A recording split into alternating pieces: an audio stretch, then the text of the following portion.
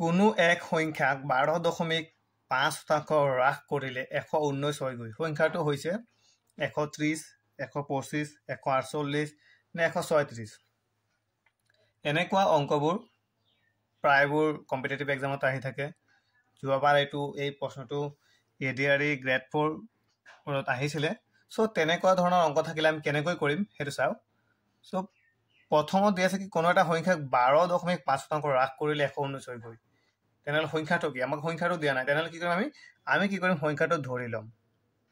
ধৰি ল'লো সংখ্যাটো x। আচ্ছা এনে ধৰি লওঁ আৰু x বুলি দিলোঁ, লিখা নাই আৰু। চ' যদি প্ৰশ্নমতে আমি চাওঁ কি কৈছে সংখ্যাটোৰ পৰা কিমান হ্ৰাস কৰিলে 12.5%, অৰ্থাৎ মানে হ্ৰাস মানে মাইনাছ। সংখ্যাটো হৈছে x, xৰ পৰা 12.5%, অৰ্থাৎ 12.5% মানে আমি কি কৰিম ডাইৰেক্ট 100 দি হৰণ দিলোঁ আৰু তেনেকৈ লিখা নাই 1/100 তেনেকৈ নিলিখি ডাইৰেক্ট আমি তেনেকৈ লিখি দিলোঁ আৰু সংখ্যাটো হৈছে x। ইমান যদি আমি মাইনাছ কৰোঁ কিমান পাওঁ 119 পাওঁ কৈছে। চ' এতিয়া আমি কি কৰিম আমি যিহেতু ইয়াত দশমিক এটা আছে আমি প্ৰথমতে দশমিকটো উঠাই লওঁ। দশমিক যদি আমি উঠাই দিওঁ ইয়াৰ কি কৰিম গোটেই আমি দুয়োফালে কি কৰিম 10ৰে পূৰণ কৰি দিম। আমি যদি ইয়াৰ লগত 10 পূৰণ কৰোঁ হ'ব 10x মাইনাছ ইয়াত পূৰণ কৰিলে হ'ব অকল দশমিকটো উঠি যাব 10ৰে পূৰণ কৰিলে আৰু তলত 100 থাকি যাব আৰু x। এইফালে যদি 10ৰে পূৰণ কৰি দিওঁ 119 অকল এটা শূন্য বহি যাব। চ' এতিয়া কি কৰিম আমি এইটো লসাগু ল'ম। লসাগু ইয়াত লসাগু হ'ব 100 হ'ব ইয়াৰ লসাগু।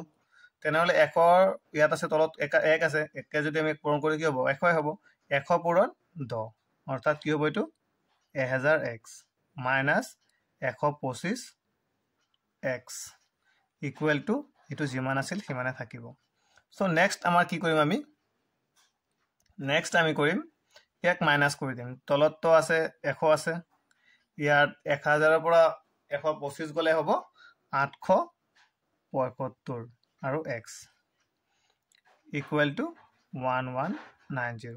এতিয়া আমাৰ xৰ ভেলু উলিয়াব লাগে। xৰ ভেলু যদি আমি ওলাব লাগে কি কৰিম আমি xটো আমি বাওঁফালে ৰাখি দিম। xটো যদি আমি বাওঁফালে ৰাখোঁ তেনেহ'লে ইফালে আছিলে 1190, এই 100টো আছিলে ইফালে হৰণ যদি থাকে আমি যদি ইফালে লৈ যাওঁ সমান চিনৰ তেনেহ'লে সেইটো ইফালে গৈ পূৰণ হৈ যায়। চ' পূৰণ হৈ গ'ল আৰু 875টো আছিলে পূৰণ থাকিলে হ'ব হৰণ হ'ল।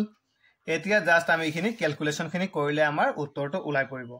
চ' ইয়াত যদি আমি চিম্পলিভাৱে যদি লাহে লাহে কৰি যাওঁ সৰুৰ পৰা, যদি ডাইৰেক্ট জানেতো ভালে কথা, যদি নাজানে কি কৰিব ইয়াক যদি আমি 5ৰে হৰণ কৰি দিওঁ 5ৰে যদি ভাগ কৰি ইয়াক হ'ব 175 আৰু 100ক যদি আমি 5ৰে কাটি দিওঁ হ'ব 20।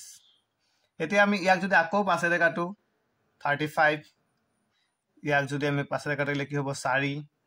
চ' এতিয়া 35ৰে যদি আমি এই 1190 কাটি দিওঁ ইয়াত হ'ব 34 অৰ্থাৎ 34 ইনটু 35 হ'লে হয় 1190। এতিয়া আমাৰ ওলাই গ'ল ইয়াত আছে 34 ইনটু 4, এই দুটা পূৰণ কৰিলে আমাৰ 4 4 গুণ 16 হাতত থাকিলে 1 4 3 4 গুণ 12 1 13 অৰ্থাৎ আমাৰ সংখ্যাটো হ'ল উত্তৰটো হ'ল 136। অৰ্থাৎ সংখ্যাটো হ'ল 136।